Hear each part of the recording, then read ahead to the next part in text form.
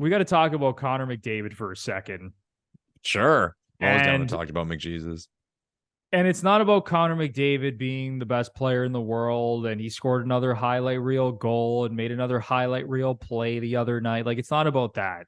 There's something kind of crazy going on, and Leon Draisaitl is lumped into this as well. So McDavid leads the league in scoring. Draisaitl right now is fourth in the league in scoring. And as I said, over the last 4 years, those are the two leading scorers. I'm sure if I went back 5, probably even 6 years, they're the top two leading scorers in the league. But something that is so weird is that these guys are not producing at an elite level at 5-on-5. Yeah. It's one of the most bizarre things I think you'll see, honestly, in hockey right now. Like, it's actually insane. So looking at the leaders in 5-on-5 scoring, and first of all, you'll be even more shocked by who the top two leading scorers are at 5-on-5. It's Sidney Crosby and Erik Karlsson. Let's go. Let's go. Two 30-plus-year-old vets leading it. the NHL in love 5-on-5 points. It's just incredible. Then when we look at the Leafs, we have Nylander and Matthews, who are sitting around 50th. They both have 12 5-on-5 points. Okay. Connor McDavid and Leon Draisaitl. McDavid has 11 5-on-5 points, sitting 62nd in the league, and Draisaitl has 9 5-on-5 points, sitting at 114th in the NHL. Is this not one of the craziest things we've seen in hockey, Lepore? Like, how does this even make any sense?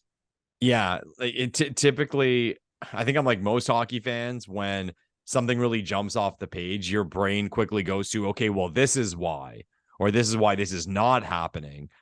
I have no idea why McDavid and Draisaitl kind of lag behind when it comes to 5-on-5 scoring. I know it's caused the heads to explode of a few of the big advanced stats guys on Twitter because they can't figure it out either. But again, one of those things, comment down below if you have a theory as to why these guys aren't just lighting it up 5-on-5 like you'd expect them to. I've wondered if maybe, because I guess too, like we'd have to look up like 5-on-5 points for like 60 minutes of ice time or something. Like maybe they're playing, I'm just throwing something out there, an idea. Maybe they're playing all 2 minutes of their team's power plays, and they get less ice 5-on-5, and that affects the numbers a little bit. I don't know. Or maybe it's a style of play thing where, okay, because they're scoring on the power play, that's where they get their goals, and that's how their team's set up, and they're reliant on it. Not to say they're not trying 5-on-5, but just there's a certain focus on taking advantage of the power play. I don't know. Like, I wish I had an answer. I already said on this show, I think Connor McDavid's the best player in the world, and the best player in the world should be scoring 5-on-5, not just on the power play 3-on-3 and when the goalie's pulled. But I don't have an answer. I really and truly don't. Like, we were talking last week about 3-on-3 overtime and players who were better suited and who are not suited for it. Like, I'm not going to say Connor McDavid is not suited for 5-on-5 play, but just, I mean, you take a player off the ice, or if you put him in a 3-on-3 situation, there's just so much ice. So it's like, oh my God, this is just gung ho for him. Like, this is like totally fits him. Whereas 5-on-5, again, it's a different game. It's not as much of a transition game. We're not in the 80s where guys are scoring on the rush as much as the guys aren't just scoring on the rush. And I mean, it has picked up in the National Hockey League post lockout, but I don't know. I'm just throwing ideas out there. And again, like, these are stats, these are numbers. He at the end of the day, he only has, again, think of it, this entire season, Connor McDavid only has 5 assists 5-on-5. Like, that should happen by accident with the amount of ice time he probably gets. So I don't know. It confuses me. And as I turn to you, Bruno, I hope you have an explanation. I would like to think I have a little bit of an explanation, and it's kind of Awesome. crazy because this is going back now a couple of seasons. I will say 3 seasons ago, so the 2020-2021 season, McDavid led the league in 5-on-5 points. But last year, he led the league in scoring with 123 points, but finished 7th in 5-on-5 scoring. Okay. And Draisaitl last year, who also, went crazy, had 110 points, was 9th in 5-on-5 scoring. So number one, the Oilers are just outrageously good on the power play. Mm-hmm. Like, I think they have the best power play in the NHL. Now, when you're just looking at raw numbers in terms of the team that has the best power play, I check this from time to time. Right now, it is the Colorado Avalanche operating at just under 34%. Wow, that's high. Holy shit. That's really high. So you got Colorado at a shade under 34%. Then you have the Bruins, the Dallas Stars, shout out Jason Robertson. Okay. And the Edmonton Oilers. Actually, the Oilers and Stars have the exact same power play percentage, 28.8%.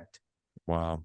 In my opinion, despite how great Colorado is and Boston, like if you're giving me one power play, like you're saying, you know, $1 million, you need this team to score on the power play. Who are you taking? I'm taking the Edmonton Oilers because every time I watch that power play, it feels like they're going to score. Yeah. Just because of McDavid and Draisaitl. Like, it almost doesn't matter which defenseman is out there, which other forwards are out there. Those two are absurd. The way that McDavid moves around on the power play and always has the ability to make that cross-ice feed to Draisaitl, who has an insane one-timer. But then Draisaitl is also one of the best passers in the NHL, so he can pull off the same thing from the other side. So that's my first reason for this, is that they are so damn good on the power play. And McDavid and Draisaitl this year, half of their points have come on the power play. And it, was the same last year, essentially, the year before that. And, not exactly half of their points, but a shitload of their points have come on the power play. Number two, whenever these guys are in 3-on-3 overtime, or when they have the goalie pulled and it's 6-on-5, they always find a way to produce. Especially in 3-on-3 overtime. Like, watch the Oilers in 3-on-3. It seems like McDavid and Draisaitl, whenever they win a game, one or both of those guys are involved in the winning goal. So they get a lot of their points that way. But it still is mind-boggling to me that they are this low this season, despite how high they are on the raw point total board right now. Like, it's insane. How do they only have, what was the number again? I have it written down. How do they only have 11 and 9 5-on-5 points? You want to know something that's crazy, Lepore? Zach Hyman has more 5-on-5 points than Connor McDavid and Leon Draisaitl this season. Yeah, how was that big thing? How is that possible? What was that big thing last year? Bunting had more 5-on-5 points than McDavid. Leaves. Yeah, I was actually just looking at it. Bunting tied Connor McDavid last season in 5-on-5 points when it was all said and done. Just absurd. So it's wild. Hopefully there's someone smarter than us that can tell us exactly why this is happening. Like, I don't want to say that McDavid and Draisaitl suck at 5-on-5. Like, that's just stupid to say. I'm sure people will take this video that way, but yeah. Yeah, exactly. Oilers fans are always ready to attack us in the comments. But it's mind-boggling. And if the trend is going to continue from last season, now we're seeing it bleed into this season, it's going to be more of the same, where these guys are going to lead the league in scoring and finish like 8th in 5-on-5 scoring. So it's wild. Yeah.